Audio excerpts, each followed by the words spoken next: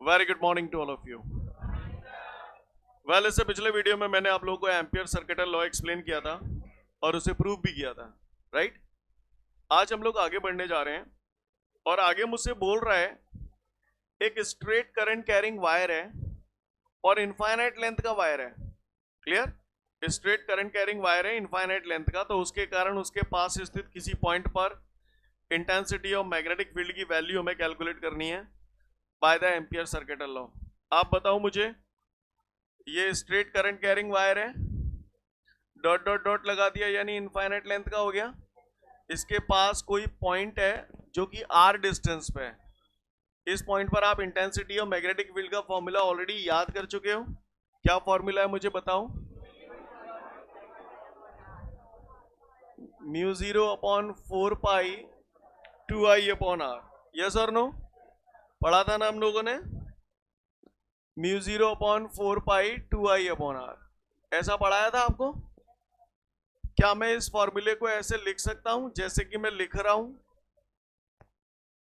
B बराबर mu 0I/2πr? बताओ, ऐसे लिख सकता हूं कि नहीं लिख सकता है? अथवा करके ऐसे भी लिख सकता हूं। समझ में आया क्यों लिखा? 2 से 4 कैंसिल करूंगा तो 2 1 से 2, 2 2 से 4, तो क्या बचेगा? Mu 0I/2πr। स्टेप समझ में आ रहा है? यानी ये बात मैं आपको ऑलरेडी डायरेक्ट फॉर्मूला याद करा चुका हूं कि इनफाइनाइट लेंथ के स्ट्रेट करंट कैरिंग वायर के कारण उसके पास स्थित किसी पॉइंट पर इंटेंसिटी ऑफ मैग्नेटिक फील्ड का फॉर्मूला, चाहे ये लिख दो चाहे ये लिख दो, बात एक ही है। जब मैंने पढ़ाया था तो मैंने ये बोला था इसको हम प्रूव करेंगे आज से 2-4 दिन बाद एम्पियर सर्किटल लॉ से। आज वो दिन आ गया है। क्लियर? अब मैं इस फॉर्मूले को प्रूव करने जा रहा हूं with the help of ampere circuital law. जो भी करना है आप नहीं करना है, मैं केवल इशारा करूंगा, ठीक है? ये मैंने केवल एक रफली आपको बता दिया है। अब आप गौर से देखिएगा, पूरा काम मैं इधर कर रहा हूं, ठीक है? अब मैं जो बोल रहा हूं आप उसे ध्यान से सुनिए। Here I am considering a point O, let a conductor is passing through the point O। अब मैंने ऐसा बोला है तो इसका मतलब पॉइंट O से जो कंडक्टर पास हो रहा है वो ऐसे भी हो सकता है, ऐसे करके। बोलो भैया, ऐसे भी हो सकता है, ऐसे भी हो सकता है, ऐसे भी हो सकता है, कैसे भी हो सकता है। तो आगे बोल रहा हूं, फिर से सुनो। Here I have considered point O and we assume that a conductor is placed perpendicular to the plane of the board। अब बताओ, तो कंडक्टर ऐसे ही रखा हुआ है, अब तो किसी और पोजीशन में नहीं जाएगा। Let the direction of current is in the outward direction। तो बताओ करंट किसकी तरफ है? हमारी तरफ है। यानी जो मैंने यहाँ रफली ये फिगर बताया था इसमें करंट ऐसे बह रहा था, मैंने ये पूरा करंट कैरिंग कंडक्टर ऐसे की बजाय ऐसे कर दिया है। बोलो भैया, we want to determine the intensity of magnetic field at point P which is at a distance small r from the point O। Clear? तो हम लोग एम्पियर सर्किटल लॉ का यूज करते हैं किसी भी पॉइंट पर मैग्नेटिक फील्ड निकालने के लिए, और जिस पॉइंट पर हमें मैग्नेटिक फील्ड निकालनी है वहां पर दिए गए करंट कैरिंग कंडक्टर के चारों तरफ एक लूप बनाते हैं। उसे कौन सा लूप बोलते हैं?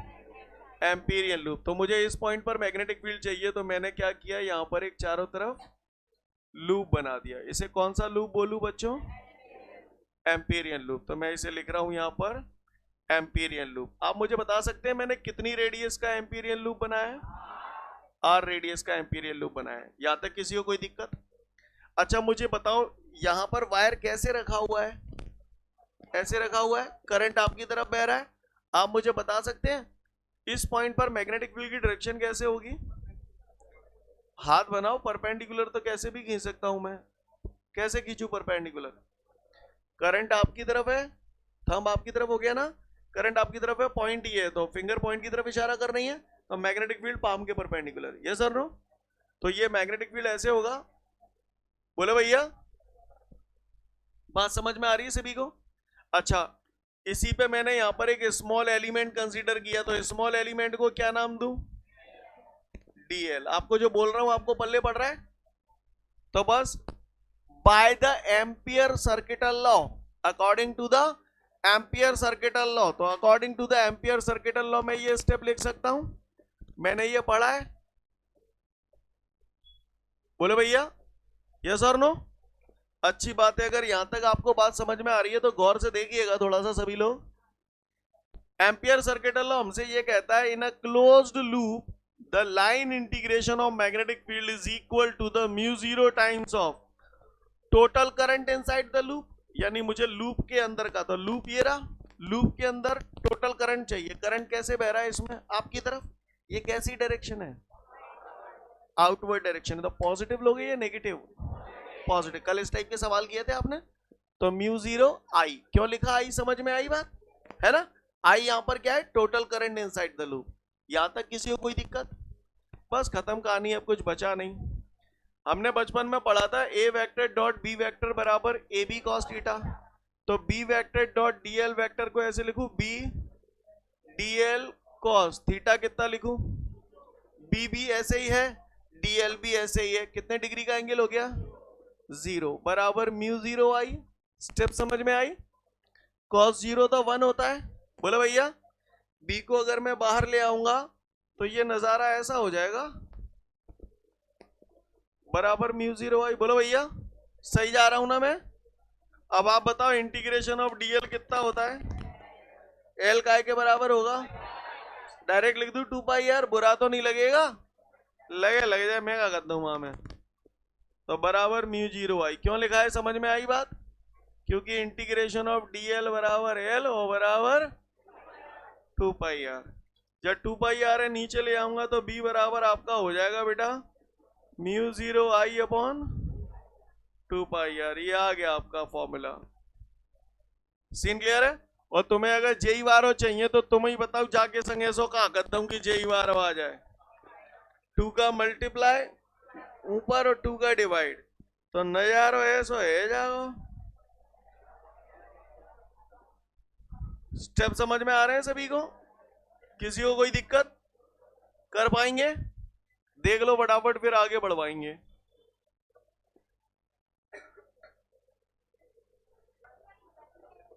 आगे बढ़ते हैं। उम्मीद करता हूं यहां तक सभी को क्लियर है। इसके बाद हमारे सामने अगला क्वेश्चन है, what do you mean by current carrying solenoid. वैसे आपको 2-3 वीडियो पहले मैंने आपको सोलेनॉइड के भीतर इंटेंसिटी ऑफ मैग्नेटिक फील्ड का फॉर्मूला बताया था, अगर आपको याद हो तो। Mu zero capital N I upon L, या फिर mu zero small N I, और स्मॉल एन बराबर हुआ करता था capital N upon L. Clear. आज हम लोग सोलेनॉइड के बारे में बहुत डिटेल में बात करेंगे, तो हमें सोलेनॉइड के बारे में जानना है। क्लियर। ये जो सोलेनॉइड का पूरा आर्टिकल लिखा हुआ है, हो सकता है आर्टिकल ही पूछ ले, या हो सकता है आर्टिकल पूछने के चांसेस कम है, इसमें से छोटे छोटे क्वेश्चंस बनते हैं। राइट। सोलेनॉइड हमारा थोड़ा सा चैप्टर नंबर 5 में भी आएगा। राइट। क्लियर। सोलेनॉइड के अंदर जो इंटेंसिटी ऑफ मैग्नेटिक फील्ड का फॉर्मूला मैंने डायरेक्ट याद कराया था, बी बराबर mu zero capital N I upon L. Direct हमें फॉर्मूला याद रखना है, लेकिन इसका डेरिवेशन हमारे सिलेबस में नहीं है। डेरिवेशन जब आएगा तो मैं क्रॉस लगवा दूंगा उस पर। क्लियर। फिलहाल हमें करंट कैरिंग सोलेनॉइड समझना पूरा है। तो करंट कैरिंग सोलेनॉइड की अगर मैं बात करूं तो उससे पहले मैं बात करना चाहूंगा यहां पर बार मैग्नेट की। काहे की, बार मैग्नेट के बारे में हम लोग बहुत डिटेल में स्टडी करेंगे चैप्टर नंबर 5 में। पर जो बातें मैं बताने जा रहा हूं ये आपने 9th-10th में बहुत अच्छे से पढ़ी हैं, आप लोग बखूबी जानते हैं। थोड़ी बहुत बातें इसके बारे में मैंने आपको चैप्टर 1 में भी बताई हैं, जब मैंने इलेक्ट्रिक लाइंस ऑफ फोर्सेज और मैग्नेटिक लाइंस ऑफ फोर्सेज में डिफरेंस बताया था, अगर याद हो तो। ये मैग्नेट है, मैग्नेट के अंदर 2 पोल होते हैं, नॉर्थ पोल और साउथ पोल। मैं ये जानता हूं कि मैग्नेट को हवा में अगर हद पर फ्रीली लटका दूंगा तो वो हमेशा एक पर्टिकुलर डायरेक्शन में रुकता है, नॉर्थ साउथ डायरेक्शन में रुकता है। अर्थ का मैग्नेटिक फील्ड उसे अपनी तरफ खींचता है और ये हमेशा नॉर्थ साउथ डायरेक्शन में रुकता है। ये आपने 9th-10th में पढ़ा होगा, a freely suspended magnet always rest in north south direction. Clear. Magnet के अंदर 2 पोल होते हैं। अब एक मैग्नेट के पास दूसरा मैग्नेट लाया जाए, अगर दोनों के सेम पोल पास में लाया जाएगा तो कैसा फोर्स लगता है, रिपल्सिव लगता है। अपोजिट पोल पास पास लाए जाएंगे तो अट्रैक्शन। ये बातें कहीं ना कहीं हम लोगों ने 9th-10th में पढ़ रखी हैं। मैग्नेट के आसपास कोई लोहा लंगड़ रख दिया जाए तो मैग्नेट उसे क्या करता है, खींच लेता है। इसका मतलब कहने का तात्पर्य यह है कि मैग्नेट के चारों तरफ मैग्नेटिक फील्ड होता है। और ये बात हमने चैप्टर 1 में पढ़ी थी, जैसे जहां इलेक्ट्रिक फील्ड होता है वहां इलेक्ट्रिक लाइंस ऑफ फोर्सेज होती हैं, वैसे ही जहां मैग्नेटिक फील्ड होता है वहां मैग्नेटिक लाइंस ऑफ फोर्सेज होती हैं। मैग्नेटिक लाइंस ऑफ फोर्सेस जो होती हैं वो मैग्नेट के बाहर नॉर्थ टू साउथ होती हैं और मैग्नेट के अंदर साउथ टू नॉर्थ होती हैं। क्लियर? मैग्नेट के बाहर नॉर्थ टू साउथ, मैग्नेट के अंदर south to north. Clear? Magnet के बाहर नॉर्थ टू साउथ, मैग्नेट के अंदर south to north. Scene clear है सभी को? बात समझ में आ रही है? ये सब बातें बार मैग्नेट के बारे में आप लोग जानते हैं कहीं ना कहीं।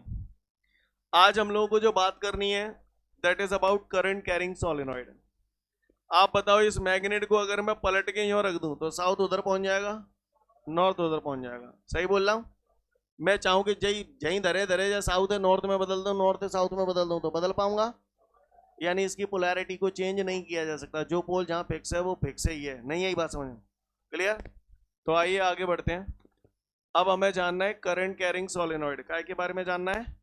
Current carrying solenoid. मैं बहुत लिमिटेड बोलूंगा इसलिए ध्यान से सुनना, एक बात एक ही बार बोलूंगा। करंट कैरिंग सोलेनॉइड जब पढ़ाया था तब भी बताया था, आज फिर बता रहा हूं। करंट कैरिंग सोलेनॉइड में अगर हम बात करें तो ये कार्डबोर्ड का एक हॉलो पाइप है। क्लियर? कार्डबोर्ड ले सकते हैं, एस्बेस्टॉस ले सकते हैं, यानी कोई भी नॉन कंडक्टिंग मटेरियल ले सकते हैं। सीन क्लियर है सभी को? और मैंने इस नॉन कंडक्टिंग मटेरियल के ऊपर, नॉन कंडक्टिंग मटेरियल का ये हॉलो पाइप है, इस हॉलो पाइप के ऊपर मैंने इंसुलेटेड कॉपर वायर लपेट दिया है। क्या लपेट दिया है? कॉपर वायर आप जानते ही हो। उसी कॉपर वायर पे अगर मैं प्लास्टिक चढ़ा दूंगा, जैसे तार हम अपने घरों में इस्तेमाल करते हैं बिजली के, तो वो क्या इंसुलेटेड कॉपर वायर है। तो इंसुलेटेड कॉपर वायर को मैंने इस पे लपेट दिया। कई बार इंसुलेशन के लिए हम लोग प्लास्टिक के बजाय धागा भी यूज करते हैं। कल को आप लोग इंजीनियरिंग कॉलेजेस वगैरह में जाएंगे तो वहां पर एक्सपेरिमेंट जब करते हैं तो वहां जो वायर देते हैं प्योर कॉपर वायर होता है, उसके ऊपर धागा लिपटा हुआ होता है। तो धागा लिपटा हुआ है इसका मतलब वही अपना सामान इंसुलेटेड कॉपर वायर हो गया। क्लियर? अब ये बनाया कैसे जाता है सोलेनॉइड? तो नॉन कंडक्टिंग मटेरियल जैसे कार्डबोर्ड का ये जो हॉलो पाइप है, इसके ऊपर हम लोग कॉपर का वायर लपेट देते हैं। क्या लपेट देते हैं? और कॉपर का वायर थोड़े बहुत नहीं लपेटते, भर भर के लपेटते हैं। यानी बहुत ज्यादा संख्या में कॉपर का वायर लपेटते हैं इसमें। समझ गए मेरी बात को? बहुत ज्यादा संख्या में क्यों लपेटते हैं? क्योंकि मैंने पढ़ा है intensity of magnetic field inside the solenoid formula होता है B बराबर μ0 Ni/L। यानी नंबर ऑफ टर्न जितने ज्यादा होंगे इंटेंसिटी ऑफ मैग्नेटिक फील्ड उतनी ही ज्यादा होगी। समझ गए? ये जो मैंने टर्न लपेटे हैं तो ये आपको दिखाई दे रहे हैं यहाँ पर टर्नों के बीच में गैप है काफी ज्यादा। तो इतना ज्यादा गैप नहीं देते, बिल्कुल सटे हुए होते हैं। नहीं आई मेरी बात समझ में? सीन क्लियर है? एक के बगल से ही दूसरा, दूसरे के बगल से ही तीसरा। नहीं आई मेरी बात से? ज्यादा फैला फैला के नहीं करते। जैसे चक्री में धागा लपेटते हो ना, पतंग उड़ाते हो तब, बोले भैया रील पे धागा लिपटा हुआ होता है। समझ रहे हैं आप मेरी बात को? अब मेरी बात ध्यान से सुनना। तो ये हमारा हो गया भैया नॉन कंडक्टिंग मटेरियल का हॉलो पाइप। क्या हो गया ये? Hollow pipe. इसके ऊपर मैंने ये क्या लपेटा है? Insulated turns of copper wire लपेटे हैं। बोले भैया अब इसके ये जो दो छोर हैं, जैसे यहाँ पर मैंने ये अभी लपेटा है, तो इसके ये दो छोर हैं, एक छोर ये रहा, एक छोर ये रहा, राइट? इन दोनों छोरों के बीच में मैं बैटरी लगा देता हूँ या सेल लगा देता हूँ। क्लियर? ये की लगा दी, की लगानी है लगा दो, नहीं तो कोई दिक्कत नहीं है। बैटरी से करंट फ्लो होगा। बोलो भैया जब करंट फ्लो होगा तो हमने देखा कि ये आसपास जो लोहा लंगड़ है उसे अपनी तरफ खींचता है। अपनी तरफ खींच रहा है यानी काय की तरह बिहेव कर रहा है? मैग्नेट की तरह बिहेव कर रहा है। यानी इसके अंदर मैग्नेट के लक्षण आ जाते हैं। अब मैग्नेट के लक्षण आ जाते हैं, ध्यान देना, बात बारीकी की आने वाली है। मैग्नेट के लक्षण आ जाते हैं तो जाहिर सी बात है जग में दो पोल है जाएंगे, फिर नॉर्थ पोल और साउथ पोल। अब हमें कैसे पता पड़ेगी कि कहाँ पे कौन सा पोल है? तो उसके लिए जुगाड़ ये रही, ये देखिए, इसको जरा ध्यान से देखिए और समझने की कोशिश करिए। इनसे हमें पता चल जाता है कहां पे कौन सा पोल होगा। अब आप गौर से देखिए, आपको यहां पर मोटे तौर पर जब आप देखेंगे तो आपको ऐसा लग रहा है कछुना लिखी, नॉर्थ पोल लिख दी है और साउथ पोल लिख दी है, सबको यही नजर आ रहा है। लेकिन यहाँ पर ये एरोज बने हुए हैं। ये एरोज को ध्यान से देखो, ये एरोज ऐसे रिप्रेजेंट कर रहे हैं। ये क्लॉकवाइज है या एंटी क्लॉकवाइज? क्लॉकवाइज है। और ये कैसा है? एंटी क्लॉकवाइज है। जो बोल रहा हूं आपको समझ में आ रहा है? अगर किसी जगह करंट की डायरेक्शन क्लॉकवाइज बह रही है, कैसे बह रही है अभी बताऊंगा। क्लॉकवाइज अगर करंट की डायरेक्शन बह रही है तो वो कौन सा पोल होगा? हाँ, और अगर किसी जगह करंट की डायरेक्शन एंटी क्लॉकवाइज होगी तो वो कौन सा पोल होगा? North pole. अब कैसे करंट की डायरेक्शन, कहाँ करंट की डायरेक्शन कैसे देखें? तो मुझे मालूम है ये पॉजिटिव टर्मिनल है बैटरी का, ये नेगेटिव टर्मिनल है, तो करंट ऐसे ही बहेगा। अब मेरी बात ध्यान से सुनना, पहले बहुत बारीकी से मैं बोल रहा हूं तभी आप लैंग्वेज समझ पाओगे, अदरवाइज आपके समझ नहीं आएगी लैंग्वेज। तो मेरे को जरा एक बात बताओ, इसको देख रहे हो आप? मैं इस पे बाद में आऊंगा, इसको देख रहे हो आप? ये एक सर्कल दिखाई दे रहा है आपको, रिंग टाइप की दिखाई दे रही है, इसमें करंट कैसे बह रहा है? एंटी क्लॉकवाइज बह रहा है। तो आप इस तरफ से देख रहे हो, आपको एंटी क्लॉकवाइज करंट दिखाई दे रहा है, तो ये कौन सा पोल हुआ? अब अगर ये नॉर्थ हो जाएगा, ये आपने अपनी तरफ से देख लिया, अब मैं भी तो इधर खड़ा हूं, अब आप अपने आप को मेरी जगह पे मानो। अब बताओ मुझे यहां से कैसा दिख रहा है? मुझे साउथ दिख रहा है। अब मुझे सॉरी क्लॉकवाइज करंट दिख रहा है, क्लॉकवाइज करंट दिख रहा है, तो यहाँ कौन सा पोल हो जाएगा? मेरा कहने का तात्पर्य यह है कि अगर तुम्हारी तरफ से ये नॉर्थ दिखाई दे रहा है तो मेरी तरफ से यही साउथ हो जाएगा, मतलब इधर नॉर्थ हो गया और इधर साउथ हो गया। जो बोला आपको पल्ले पड़ा, पड़ा पल्ले। अब इधर देखिए ध्यान से, अगर ये बात आपको समझ में आ गई है तो अगली बात पे आता हूं। प्लीज बेटा पूरी तरीके से ध्यान देना, ठीक है?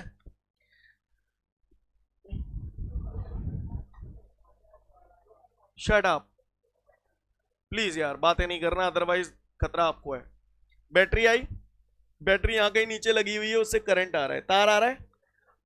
अब ये समझना, ये नीचे से जो तार आ रहा है, तो उस तार को मैं, आप पहले रुक जाओ यार, लपेटूंगा तार को भी, पहले इधर देखो सामने से। ये सोलेनॉइड रखा तो कायदे से ऐसे है, पर अभी अपन कुछ बेसिक चीजें समझ रहे हैं। ये सोलेनॉइड है, ठीक है? मैं इस पे तार यूं लपेटूंगा अगर, ठीक है? जैसे बैटरी के पॉजिटिव टर्मिनल से तार आया, मैंने तार ऐसे लपेटा। अब आप बताओ करंट, जब तार में तार का लपेट ऐसे आता है, ऐसे, तो आपको ये करंट क्लॉकवाइज दिखेगा या एंटी क्लॉकवाइज? क्लॉकवाइज दिखेगा, तो यहाँ कौन सा पोल हो जाएगा? साउथ हो जाएगा। और मेरी तरफ कौन सा हो जाएगा? नॉर्थ। समझ में आ रही है बात? अब इस लपेट को मैं यहाँ की बजाय इस तरफ से लूं, अब ये एंटी क्लॉकवाइज हो गया आपकी तरफ से, तो फिर ये कौन सा हो जाएगा? ये नॉर्थ हो जाएगा। तो मेरी तरफ वाला कौन सा हो जाएगा? साउथ। जो बोला समझ में आया? अब हम इस पिक्चर के थ्रू लेते हैं। तैयार सब लोग? सोलेनॉइड ऐसे है, ठीक है? मैं इसे, जैसे आप लोग अभी वहां से देख रहे थे ना, मैं इसे यहां से देखूंगा सामने से, ऐसे ये साइड, ठीक है ना? अब आप बताओ, बैटरी से वायर आया, अगर वायर में ऐसे मैंने यहाँ पर ये जो पाइप है इसमें वायर ऐसे दिखाया, ऊपर से दिखाया है, यानी मैं ऐसे लपेट रहा हूं। अब आप बताओ मुझे करंट कैसे नजर आ रहा है? मुझे कैसे नजर आएगा करंट अगर ऐसे लपेट है? और एंटी क्लॉकवाइज नजर आएगा, तो ये कौन सा पोल होगा? और ये नॉर्थ हो जाएगा, तो वो कौन सा होगा? यानी ये नॉर्थ पोल हो गया और ये साउथ पोल हो गया। क्यों हो गया? बात समझ में आई? मेरी दूसरी बात, अगर ये अब ये मैग्नेट की तरह बिहेव करने लगा, बोले भैया अगर मैं यहां पर बैटरी की डायरेक्शन पलट दूं, करंट जो बाऊं, तो फिर जे कौन सा हो जाओ? और जे कौन सा हो जाओ? यानी करंट कैरिंग सोलेनॉइड की पोलैरिटी को चेंज किया जा सकता है, इसकी पोलैरिटी को चेंज नहीं किया जा सकता।